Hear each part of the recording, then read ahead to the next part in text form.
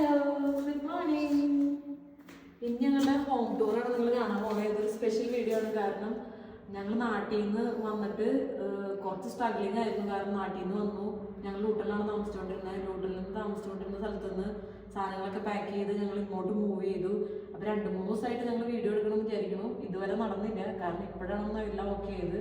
അപ്പോൾ ജയിക്ക് സ്കൂളിൽ പോയാലാണ് നമുക്ക് പെട്ടെന്ന് നമ്മുടെ വീടൊന്ന് കാണാം. അപ്പോൾ കയറി വരുമ്പോൾ തന്നെ ഫസ്റ്റ് ഷൂറാക്കാണ്.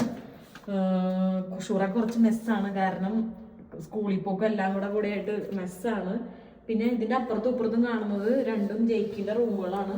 ഒന്ന് ജയിക്കിൻ്റെ ബെഡ്റൂമായിട്ട് സെറ്റ് ചെയ്തിരുന്നത്, ഒന്ന് ടോയ് റൂമുമാണ്.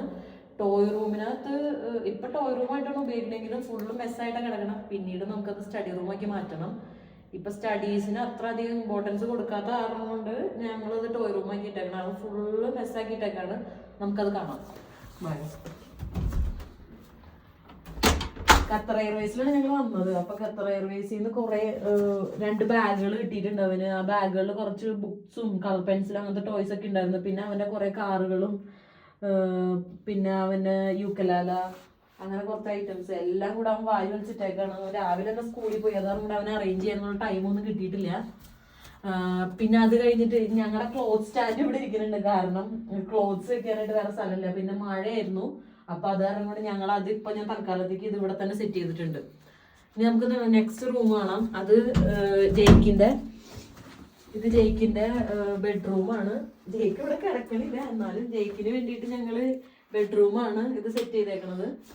അപ്പൊ ഇപ്പൊ തൽക്കാലത്തേക്ക് കുറച്ച് ഇവൻ കിടക്കാത്ത കാരണം കൊണ്ട് പെട്ടികൾ സാധനങ്ങളൊക്കെ ഞങ്ങൾ ഇവിടെ സെറ്റ് ചെയ്തിട്ടുണ്ട്. പിന്നെ അവന് വേണ്ടിയിട്ടുള്ള വാർഡ്രോബ്, അവന്റെ ക്ലോത്ത്സ്, ജാക്കറ്റ്സ് എല്ലാം ഇതിൽ ഞങ്ങൾ സെറ്റ് ചെയ്തേക്കണേ. അതേപോലെ തന്നെ